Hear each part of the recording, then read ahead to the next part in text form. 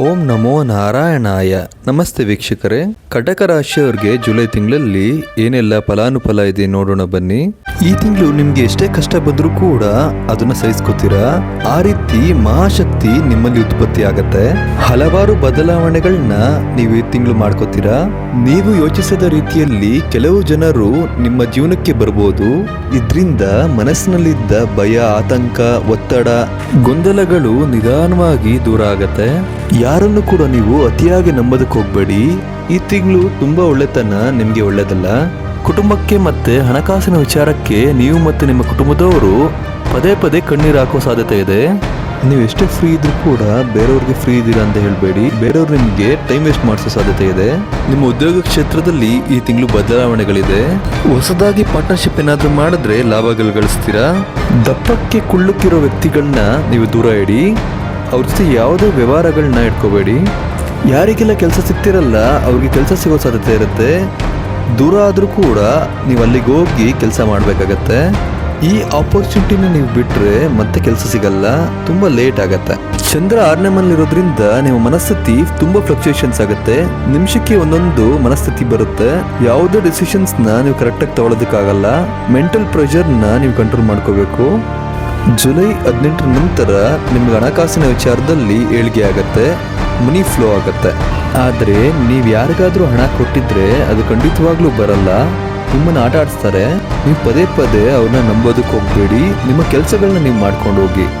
ಯಾರೆಲ್ಲ ಕೆಲಸ ಮಾಡ್ದಲೇ ಸುಮ್ಮನೆ ಕೂತಿರ್ತೀರಾ, ಚಿಕ್ಕ ಚಿಕ್ಕದಾಗಿ ಸಣ್ಣ ಪುಟ್ಟದ ಕೆಲಸಗಳನ್ನ ನೀವು ಮಾಡ್ಕೊಂಡು ಹೋಗಿ, ಎಲ್ಲ ಒಳ್ಳೇದಾಗತ್ತೆ. ಆದರೆ ಮನೆಯಲ್ಲಿ ಸುಮ್ಮನೆ ಮಾತ್ರ ಇರಬೇಡಿ. ಇದರಿಂದ ಮಾನಸಿಕವಾಗಿ ಖಿನ್ನತೆಗೊಳಗಾಗ್ತೀರಾ. ಈ ತಿಂಗಳು ಹೊಸದಾಗಿ ಬಿಸ್ನೆಸ್ ಸ್ಟಾರ್ಟ್ ಮಾಡೋರು ಎಮೋಷನಲ್ ಆಗಿ ಡಿಸಿಷನ್ ತಗೋಬೇಡಿ. ನೀವು ನಿಮ್ಮ ಶತ್ರುಗಳಿಗೆ ಭಯಪಡಬೇಡಿ, ನಿಮ್ಮ ಮನಸ್ಸಿಗೆ ಭಯಪಡಿ. ನಿಮ್ಮ ಮನಸ್ಥಿತಿನೇ ಏರುಪೇರಾಗ್ತಿರತ್ತೆ.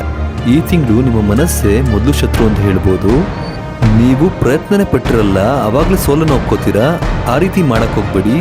ಧೈರ್ಯದಿಂದ ಮುನ್ನುಗ್ಗಿ. ಧೈರ್ಯ ಸರ್ವಾತ ಸಾಧನ ಅನ್ನೋದನ್ನ ನೀವು ಮರಿಬೇಡಿ. ನೀವು ರಾತ್ರಿ ಸಮಯದಲ್ಲಿ ಹೆಚ್ಚು ಯೋಚನೆ ಮಾಡ್ತೀರಾ.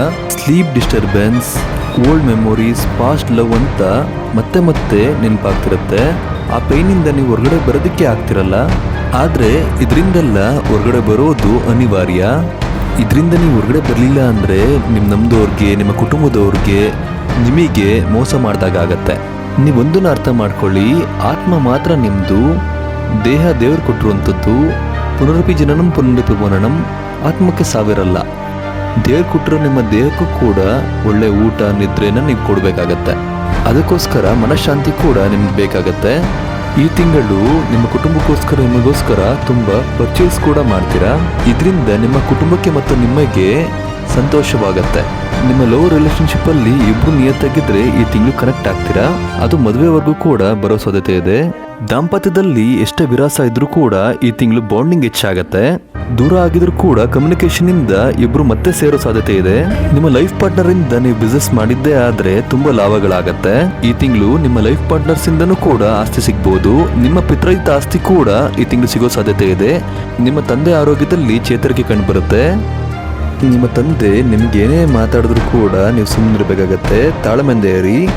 ಈ ತಿಂಗಳು ತಂದೆ ಆಶೀರ್ವಾದದಿಂದ ನಿಮ್ಗೆ ಒಳ್ಳೇದಾಗತ್ತೆ. ಅವ್ರಿಗೆ ಯಾವತ್ತೂ ಕೂಡ ನೀವು ತಿರುಗಿ ಮಾತಾಡಕ್ಕೆ ಹೋಗ್ಬೇಡಿ. ಈ ತಿಂಗಳು ಹೊಸ ಹೊಸ ಫ್ರೆಂಡ್ಸ್ ನಿಮಗೆ ಪರಿಚಯ ಆಗ್ಬೋದು. ಇದರಿಂದ ಭಾಳಷ್ಟು ನಿಮಗೆ ನೆಮ್ಮದಿ ಸಿಗುತ್ತೆ.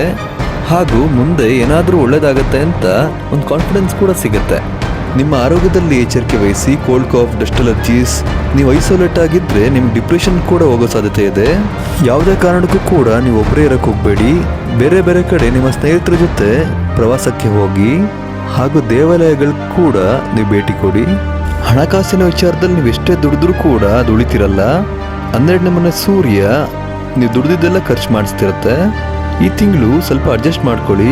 ತುಂದು ವೆಚ್ಚಗಳನ್ನ ಮಾಡೋದಕ್ಕೆ ಹೋಗಬೇಡಿ. ಜುಲೈ ಕೊನೆ ವಾರದಿಂದ ನಿಮ್ಮ ಅದೃಷ್ಟದ ಭಾಗ್ಯ ಓಪನ್ ಆಗತ್ತೆ. ನಂತರ ನಿಮ್ಮೆಲ್ಲ ಸಮಸ್ಯೆಗೂ ಒಂದು ಉತ್ತರ ಸಿಗುತ್ತೆ. ವಿದ್ಯಾರ್ಥಿಗಳು ನೀವೇನು ಅನ್ಕೊಂಡಿರ್ತೀರಾ ಖಂಡಿತವಾಗ್ಲೂ ಮಾಡ್ತೀರಾ. ನೀವು ಅನ್ಕೊಂಡೇ ಇರಲ್ಲ ಅಷ್ಟು ಮಾರ್ಕ್ಸ್ ಬರುತ್ತೆ. ಕನ್ಸಿಸ್ಟೆನ್ಸಿಯಾಗಿ ಯಾವಾಗಲೂ ಕೂಡ ಓದ್ತಾ ಇರಬೇಕು. ಓದಿದ್ದನ್ನ ನೀವು ರಿಪಿಟೇಷನ್ ಮಾಡ್ಕೊಂಡಿದೆಯಾ ಆದರೆ ನೆನಪಿನ ಶಕ್ತಿ ಜಾಸ್ತಿ ಆಗತ್ತೆ. ಕೆಫೆ, ಟೀ ಶಾಪ್, ಚಿಕ್ಕ ಪುಟ್ಟ hotel, street foods, organic farming, dairy farming, poultry, nursery business, ಅಬ್ರಾಡಲ್ಲಿ ಜಾಬ್ ಮಾಡೋರಿಗೆ, ಪಾರ್ಟ್ ಟೈಮ್ ಜಾಬ್ ಮಾಡೋರಿಗೆ, ಎಲೆಕ್ಟ್ರಿಕಲ್ ಮೆಕ್ಯಾನಿಕಲ್ ಇಂಜಿನಿಯರ್ಸಿಗೆ, ಎಲೆಕ್ಟ್ರಿಷಿಯನ್, ಪ್ಲಂಬರ್, ವೆಲ್ಡರ್ಸಿಗೆ, ಸಾಫ್ಟ್ವೇರ್ ಫೀಲ್ಡಲ್ಲಿ ಕೆಲಸ ಮಾಡೋರಿಗೆ, AI ಆಪರೇಟರ್ಸ್ಗೆ, ಡಾಟಾ ಅನಲಿಸ್ಟ್ ಕೆಲಸ ಮಾಡೋರಿಗೆ, ಈ ರೀತಿ ಕೆಲಸ ಮಾಡೋರು ಈ ತಿಂಗಳು ಕೆಲಸದಲ್ಲಿ ಬದಲಾವಣೆ ಮತ್ತು ಅಭಿವೃದ್ಧಿ ಕಾಣ್ತೀರಾ.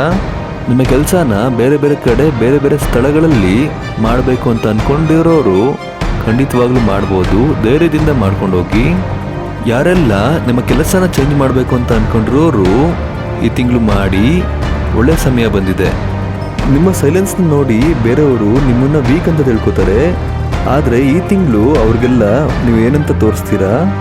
ಎಲ್ಲೇ ಹೋದ್ರೂ ಕೂಡ ಈ ತಿಂಗಳು ಚೆನ್ನಾಗಿ ಡ್ರೆಸ್ ಮಾಡ್ಕೊಂಡು ಹೋಗಿ. ಒಂದು ಕಾನ್ಫಿಡೆನ್ಸ್ ಬಿಲ್ಡ್ ಆಗುತ್ತೆ. ಹಾಗೆ ಬೇರೆಯವರಿಂದ ನಿಮಗೆ ರೆಸ್ಪೆಕ್ಟ್ ಕೂಡ ಸಿಗುತ್ತೆ. ನಿಮ್ಮ ಅದೃಷ್ಟದ ಸಂಖ್ಯೆ ಬಂದು 3. ನಿಮ್ಮ ಅದೃಷ್ಟದ ದಿಕ್ಕು ಪೂರ್ವ ಮತ್ತು ದಕ್ಷಿಣ. ಪ್ರತಿದಿನ ಸಂಜೆ ಹೊತ್ತು ತುಳಸಿ ಗಿಡಕ್ಕೆ ಹಾಲನ್ನು ಹಾಕೋದ್ರಿಂದ ಹಾಗೂ ಮಂಗಳವಾರದಂದು ನರಸಿಂಹ ದೇವಸ್ಥಾನಕ್ಕೆ ಹೋಗಿ ಸಕ್ಕರೆನ ಅರ್ಪಿಸೋದ್ರಿಂದ, ಪ್ರತಿದಿನ ಸಂಜೆ ಹೊತ್ತು ಹನುಮಾನ್ ಚಾಲಿಸ ಓದೋದ್ರಿಂದ ಏನೇ ಸಂಕಷ್ಟಗಳಿದ್ರೂ ಈ ತಿಂಗಳು ಪರಿಹಾರಗಳಾಗತ್ತೆ.